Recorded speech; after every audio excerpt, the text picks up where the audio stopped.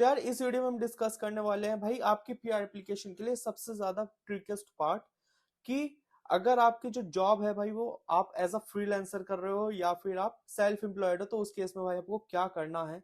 क्योंकि यार इस केस में भाई लाइक सभी एप्लीकेंट्स पैनिक हो जाते हैं कि भाई ना तो आपके पास मैनेजर का लेटर, ना आपके पास एम्प्लॉयर लेटर, लाइक आपके पास ऑफिशियली कुछ भी नहीं है from your employer because you are a freelancer और लाइक सेल्फ एम्प्लॉयड। तो भाई उस केस में आप क्या करोगे? क्योंकि नहीं भाई आपका कोई मैनेजर है जो आपकी ड्यूटी साइन करके बोल देगा कि हाँ भाई ये बंदा इस यहाँ पर इस पोजीशन में काम करता था, वैसा कुछ सिनेरियो है नहीं।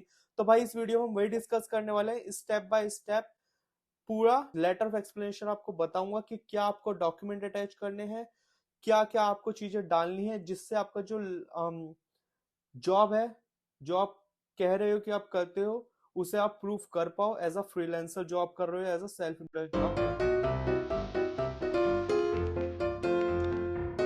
Audio Jungle. Hello welcome back to my channel, I hope you guys are doing well. तो यार आईआरसीसी को जब भी आप अपनी एप्लीकेशन सबमिट करते हो ना भाई, तो वो आपकी जॉब के लिए उन्हें दो चीज जरूर देखनी होती है, मतलब जो वेरीफाई करते हैं वो। सबसे पहले तो जिस टीयर में आप कह रहे हो कि मैं जॉब करता था, कि आप उसमें जॉब सच में करते थे। दूसरा कि जो आपने जॉब ड्यूटीज मेंशन कर रहे हो अंडर दैट नॉक, क्या वही आपकी जॉब ड्यूटीज थी। So as a self employer freelancer आपके पास कोई रेफरेंस लेटर तो होता नहीं है ऑफिशियली फ्रॉम द एचआर। तो उस केस में भाई आपको कैसे अपना letter of explanation as an evidence दिखाना है? तो एक तरीके से यार हम आईआरसीसी को हेल्प कर रहे हैं डॉट्स कनेक्ट करने में कि यस मैं ये काम करता था और जो भी मैंने कहा है भाई वही ड्यूटीज थी मेरी एज अ फ्रीलांसर भी। तो यार इस वीडियो के लिए मैंने एक आपके लिए रियल लाइफ एग्जांपल बनाया है फॉर लेटर ऑफ एक्सप्लेनेशन, जिससे आपको हेल्प हो जाए अच्छे से समझने में। उसमें आप अपने हिसाब से चेंज कर लेना कि नेम और जो भी आपका है। मैं आपको दिखा देता हूँ, पर उससे पहले सिनेरियो बता देता हूँ जिस बेसिस पे मैंने लेटर ऑफ एक्सप्लेनेशन बताया है। कि भाई एक रोहित नाम का लड़का है जो वेब डेवलपर फ्रीलांसर काम करता है इंडिया से, 2019 से काम कर रहा है with clients in Canada, UK and other countries. और उसके पास कोई एम्प्लॉयर नहीं है, बट उसके पास इनवॉइसेज हैं अपवर्क, लाइक जिस भी वेबसाइट से वो करता है as a freelancing like freelancer और अपवर्क, उसके रिकॉर्ड्स हैं, इनकम है उसके बैंक अकाउंट्स में। तो इस केस में यार आपका लेटर ऑफ एक्सप्लेनेशन कैसा लगेगा हम वो डिस्कस करते हैं भाई। तो बिना देर करे चलते हैं अपनी कंप्यूटर स्क्रीन पे, but before that if you haven't subscribe my channel please do it right now. And अगर आपको भी व्हाट्सएप ग्रुप ज्वाइन करना है फॉर द पीआर, जिसमें like you can ask any questions, उसके लिए कमेंट सेक्शन में बता देना, I will share the link with you. And if you have any doubt you can comment down that as well. So without wasting any time, let's go to our computer screen. तो भाई ये हो गया हमारे letter of explanation. इसमें date डाल देना है, किसे हम लिख रहे हैं, to the IRCC officer. Subject क्या है भाई की letter of explanation for self employed work experience. Dear IRCC officer, कि भाई मैं लेटर ऑफ एक्सप्लेनेशन डाल रहा हूँ ये क्लैरिफाई करने के लिए कि मैंने सेल्फ एम्प्लॉयड वर्क करा है एज अ फ्रीलांसर। किस पोजीशन पे करा है? एज इन इस एग्जांपल मैंने जैसे आपको बताया मैं वेब डेवलपर कर रहा हूँ, as a freelance web developer. जो किस नॉक में आती है वो नॉक कोड लिख दिया हमने, कहाँ कब से कब तक काम करा है वो हमने बता दिया, from this date to this date.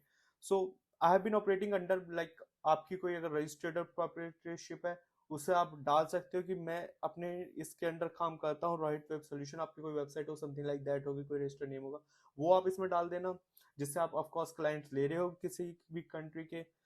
And providing full stack web development services to our international clients including business in this and this country. अब जो मेरा वर्क है वो क्या है कि भाई मैं ये मतलब जो भी आपका वर्क एक्सपीरियंस है या जॉब ड्यूटी है वो आपकी क्या है कि मैं वेब एप्लीकेशंस बनाता हूँ यूजिंग दीज टेक्नोलॉजीज। मेरी मेन ड्यूटीज क्या है कि भाई मैं पूरा डेवलपमेंट कर रहा हूँ। इसेंशियल जो भी रिस्पॉन्सिबिलिटीज है वो इस नॉक कोड के अंदर आती है, विच इज दिस। आप इसे थोड़ा और एक्सप्लेन कर सकते हो कि क्या क्या भाई आपकी रिस्पॉन्सिबिलिटीज हैं। तो as a self employed professional मेरे पास कोई एचआर का किसी का लेटर तो है नहीं भाई। सो बट मैं अपने जो भी सपोर्टिंग डॉक्यूमेंट्स हो रहे हैं वो मैं आपको सब दिखा देता हूँ जिससे प्रूफ हो जाए भाई आपको। जैसे बिजनेस रजिस्ट्रेशन सर्टिफिकेट, जिसमें भी आप जो अपने बिजनेस रजिस्टर कर रखा है, वेबसाइट रजिस्टर कर रखी है, ठीक है।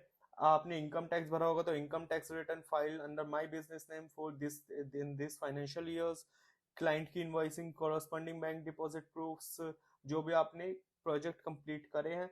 क्योंकि देखो यार अगर आप भाई फ्रीलांसिंग कर रहे हो लेट्स से, आप किसी वेबसाइट से कर रहे होंगे, जैसे फ्रीलांसर, अपवर्क या किसी और वेबसाइट से, भाई वहां पर अपने प्रोजेक्ट को एक्सेप्ट करते होंगे, आपके पास इनवॉइस भी आती है, आपके पास पेमेंट का रिकॉर्ड भी आता है, आपके पास सब कुछ आता है, आपके बैंक डिटेल्स, वो सब चीजें भाई अटैच करो। जो भी आपके पास कंफर्मेशन आ रहा है, कॉन्ट्रैक्ट आ रहा है, अगर आपका कोई लॉन्ग टर्म क्लाइंट है, ठीक है, सो अपना पोर्टफोलियो का लिंक भी डाल देना।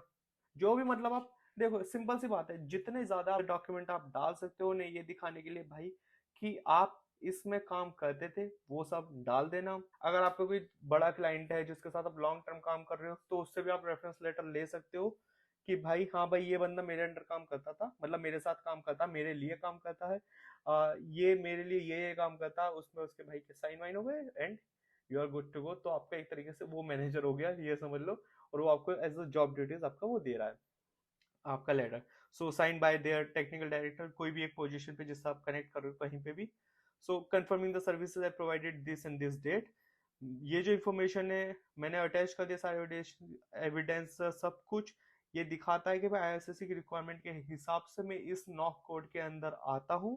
Please let me know if you any further clarifications needed, and yours sincerely, your name, your email id, your UCI number, but don't like you can provide your mobile number, but मैं हर video में बोलता हूँ, मुझे लगता है ये important है बताना भाई, कि अगर किसी ने मेरी और वीडियोस नहीं देखी बट ये वाली देखी है, तो आपको पता होना चाहिए भाई कि आईआरसीसी या कोई भी ऑफिशियल्स आपको कभी भी डायरेक्ट कॉल नहीं करता है किसी भी चीज के लिए।